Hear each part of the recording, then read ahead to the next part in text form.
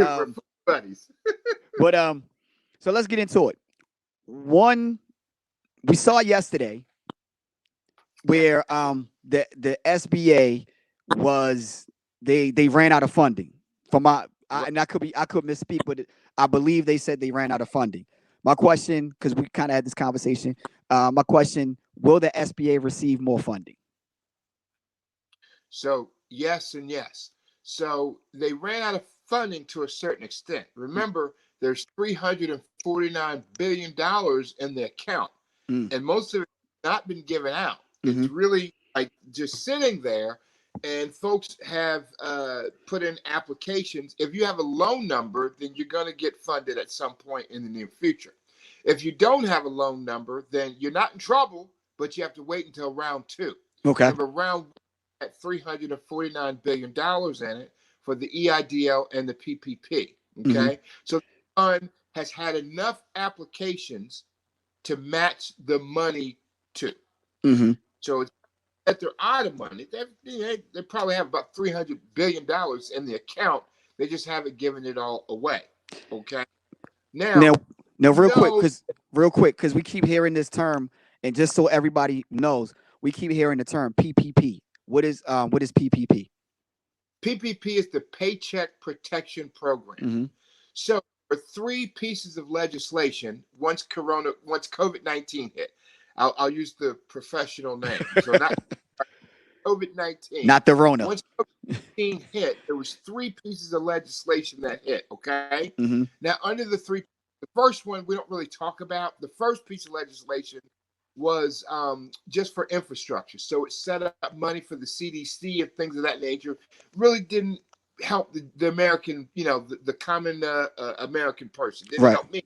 A lot of folks didn't pay attention to it. The second piece of legislation we paid attention to, because that gave people W-2 employees, so not 1099, gave W-2 employees an extra 2 weeks of paid leave.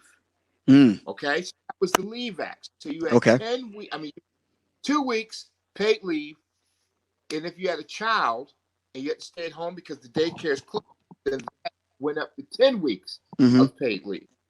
So if you didn't have a kid, you got 2 weeks, and if you had a grandparent that you had to take care of or a child, you got 10 weeks. Okay. Some people paid attention to the second piece of legislation. Now everybody paid attention to that third piece of legislation, because it had something for everybody. Mm-hmm. Because in the third piece of legislation, that's broken down to the stimulus money, where everyone gets $1,200. Everyone, of course, pay attention to that.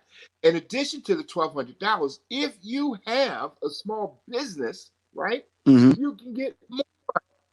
And you can get more money under the guise of A and B. Okay, so A is the EIDL, the Economic Injury Disaster Loan. Mm-hmm. B is the PPP, or Paycheck Protection Program. Okay, so recount. Yeah, I mean, there's three pieces of legislation. First one we don't care about. Second one deals if you're W-2 and you get some extra money through legal.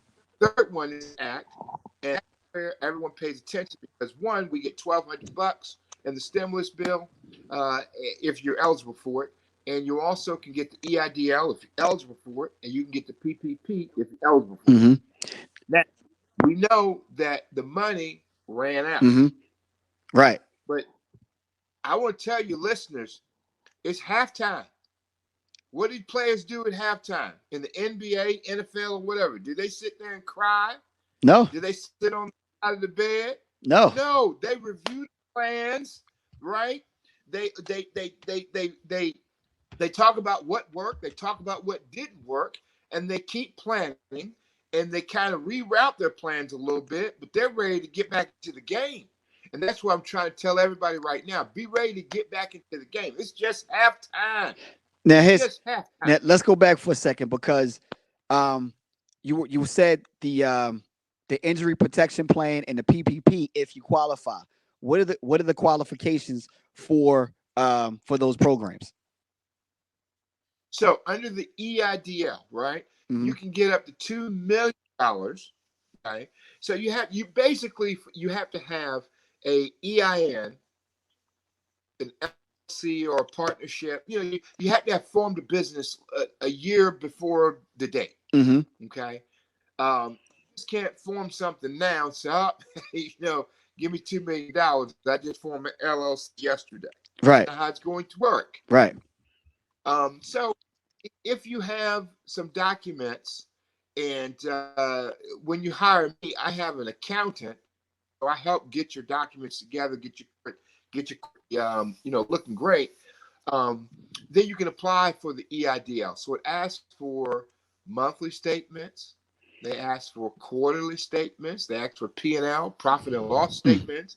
Did you file your 18? Did you file your 19 taxes? All sorts of just great financial documents. It's we counted the documents that you need. Number about 32. Mm-hmm. Taxes is just one. You need about 32 different documents. Okay, for the EIDL. Okay. On the PPP side, it's a lot different. That's about 8 documents that you need. And on the PPP side, that really goes into your payroll. Okay. Okay. So on the PPP side, you really need your payroll, what they call your payroll log. And as of April 10th, if you were employed and you didn't have any of these, okay, as of April 10th, self-employed persons could apply for the PPP. So that's what I'm saying. Everybody needs to get ready for round 2. This is just halftime. I don't care if you have employees, if you don't have employees, if you're a sole proprietor, if you're a nonprofit, they're about to put at least $500 billion back into that fund. Remember, we said 349. Now they're gonna put $500 billion, and the early bird get the word.